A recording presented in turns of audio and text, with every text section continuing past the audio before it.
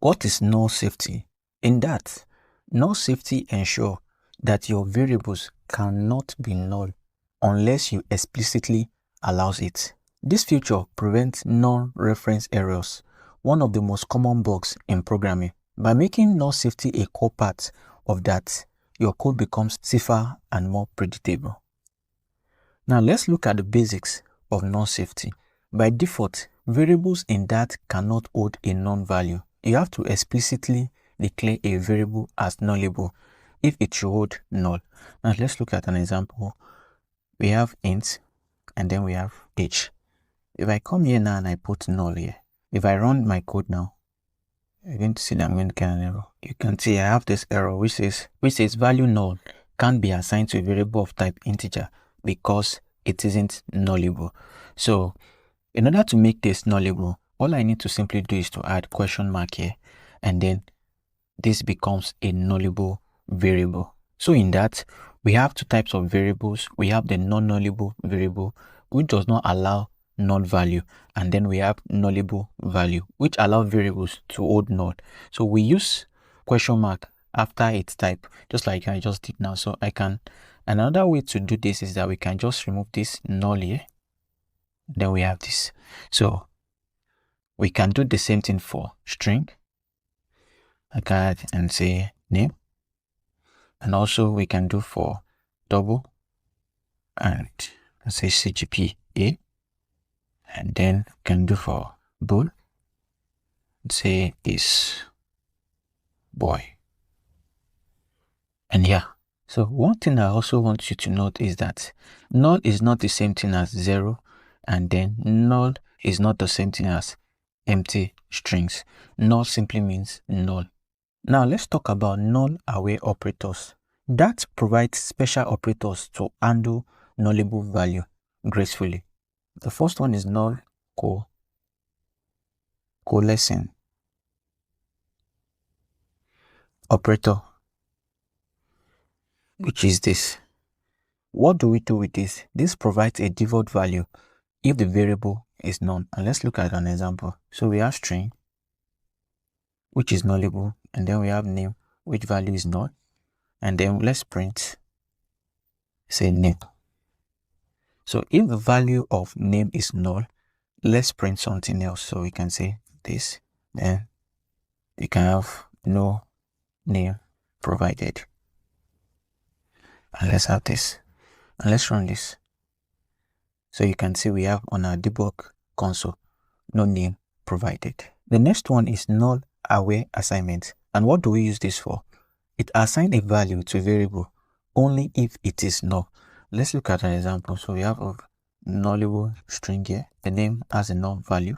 And now let's say we want to add value to name and say name, and then we can have this. And then we can assign a value to this. Because name has a null value, this operators allows us to assign a value to name. So we can come here and let's print name. If we run this now, if we run this now, you see we have John. Now the next one is the null-aware access. This enables us to safely access properties or methods without throwing an error if the object is null. So we have name, which has a null value now. Because this is null, we can't access the property or method of this variable.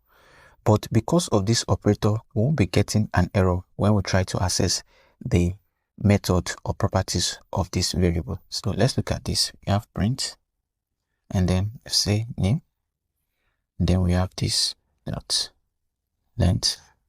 So if we run this now, you can see we have null return at the debug console. Now let's talk about the late keyword in that. Sometimes you might want to delay initialization of a non-nullable variable until it is used, and that's where the late keyword comes in. So let's look at an example. We have make use of late, and then can say string, and let's give it a name message. So this example now, I want to delay the initialization of this non-nullable variable, you can see that I didn't add a question mark to this string to make it nullable. So, but I don't want to assign a value to it yet. So we make use of let keyword in this situation. But before I make use of this variable, I must ensure that I assign a variable to it. So I can come here and say message, and then let's give it a message. Say hello, that, and yeah, let's add semicolon. And if we print this now, message, and run it, you can see I have hello that. It is important that before I make use of this variable, I initialize a value to it, or else I'm going to get an error. Definite assignment. In that, non-nullable variable must be assigned a value during declaration or before being accessed.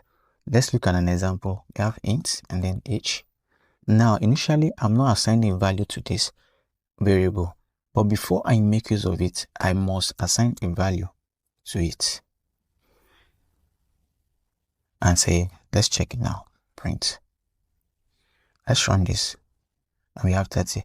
Now, let me comment this out, saying I didn't assign a value. You can see I'm already getting an error saying the non-nullable local variable h must be assigned before it can be used.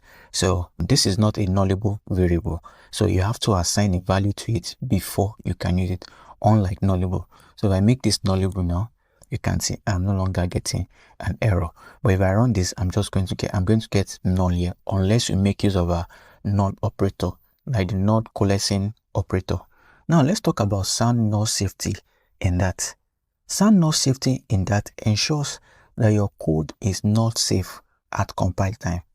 If your code passes the null safety checks, it's guaranteed to be free from null reference error during runtime.